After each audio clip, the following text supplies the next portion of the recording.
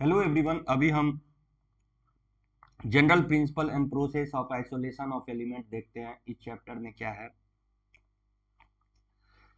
तो इसमें हम डिस्कस करने वाले हैं ब्लास्ट फर्नेस के बारे में। ये आपका डायग्राम है। ब्लास्ट फर्नेस में क्या होता है, हम लोग आयरन को निकालते हैं, यानी आयरन को एक्सट्रैक्ट करते हैं। कहां से? उसके ओर से। उसका ओर क्या है? हेमेटाइट और मैग्नेटाइट। तो इस भट्ठी में डाला जाता है ओर को, और फिर वहां से हमको आयरन मिलता है पिग आयरन के रूप में। तो ये क्वेश्चन आपको एग्जामिनेशन में लिखने के लिए बोलेगा। तो क्या क्या इसमें क्या होता है, तो इसको देखते हैं। तो blast furnace extraction in of iron ore. तो ब्लास्ट फर्नेस क्या होता है? एक लार्ज टॉल स्ट्रक्चर होता है used for extraction of iron from its ore. जैसा कि डायग्राम में आपको दिख रहा है, ये लार्ज टॉल स्ट्रक्चर होता है और एक्सट्रैक्शन ऑफ ओर में इसका इस्तेमाल किया जाता है। हिंदी में भी है। ब्लास्ट फर्नेस एक बड़ा और ऊंचा ढांचा होता है जिसका उपयोग आयरन अयस्क से लोहे के निष्कर्षण में किया जाता है। अब रॉ मटेरियल, चूंकि हमको आयरन निकालने के लिए रॉ मटेरियल चाहिए, इसमें डालने के लिए हमको रॉ मटेरियल चाहिए। रॉ मटेरियल मतलब होता है कच्चा पदार्थ, कच्चा माल। तो आयरन ओर डालते हैं उसमें, जो कि मेनली होता है हेमेटाइट, जिसका फॉर्मूला होता है Fe2O3, और मैग्नेटाइट होता है Fe3O4। कोक जो रिड्यूसिंग एजेंट का काम करता है। लाइम स्टोन डालते हैं जिसको CaCO3 बोलते हैं, जो फ्लस्क के रूप में फ्लस्क का काम करता है और इम्प्योरिटी के रूप में बाहर आ जाता है, इम्प्योरिटी। तो आयरन ओर चाहिए, कोक चाहिए और लाइम स्टोन चाहिए। ठीक है। आयरन को निकालने के लिए हमको तीन चीज कच्चा पदार्थ चाहिए, रॉ मटेरियल चाहिए, ताकि इस भट्ठी में हम लोग इस ब्लास्ट फर्नेस में डाल सके। ये चीज ध्यान में रखना है। अब देखते हैं कि temperature.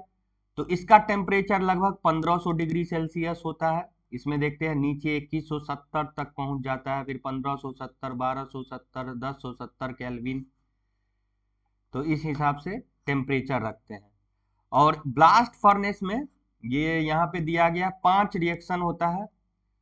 C plus O2 CO2, CO2 plus C 2CO carbon monoxide, Fe2O3 plus 3CO Fe plus 3CO2, ये CaCO3 CaO प्लस CO2। तो ये पांचों रिएक्शन इसके अंदर होता है। क्योंकि हम लोग हीट बाहर से दे रहे हैं, तो ये रिएक्शन वगैरह होता है। ठीक है। उसके बाद जो फाइनल प्रोडक्ट बनता है, जैसा कि डायग्राम में दिया है, फाइनल प्रोडक्ट हम लोग का क्या बनता है? फाइनल प्रोडक्ट बनता है मोल्टेन आयरन बनता है, जो बॉटम में सेटल हो जाता है। और स्लैग बनता है, जो मोल्टेन आयरन के ऊपर फ्लोट करते रहता है, ऊपर तैरते रहता है, जिसको हम लोग रिमूव कर लेते हैं, हटा लेते हैं। तो यहाँ से मोल्टेन स्लैग, जो इम्प्योरिटी वगैरह होता है, वो बाहर निकल निकल जाता है, और जो हमारा आयरन बचता है वो यहाँ से हम लोग निकाल लेते हैं। अब ईच रॉ मटेरियल का क्या काम है? Coke provide heat and act as a reducing agent. Limestone का क्या काम है? Remove impurities. आयरन ओर का क्या काम है? आयरन ओर से ही तो आयरन निकलेगा, तो सोर्स ऑफ आयरन मेटल। और यहाँ क्या फाइनल प्रोडक्ट क्या बना हमारा? पिग आयरन, जिसमें 4% लगभग कार्बन होता है, जो ब्रीटल होता है, हार्ड होता है। और फिर इसको हम लोग कास्ट आयरन में बदलते हैं, और अलग अलग जहां पे हमारा यूज होगा उसके हिसाब से चेंज करते हैं कार्बन का परसेंटेज। उसके बाद बनता है क्या? स्लैग। स्लैग क्या होता है? इम्प्योरिटी होता है, जिसको हम आगे चल के रोड मेकिंग और सीमेंट इंडस्ट्री में यूज कर लेते हैं। देखिए, उसका वेस्ट प्रोडक्ट भी हम लोग यूज कर लेते हैं।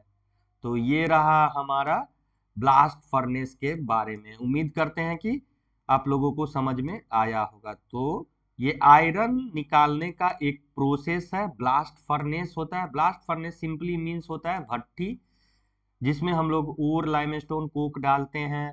ये मोल्टेन आयरन बनता है, ऊपर मोल्टेन स्लैग बनता है।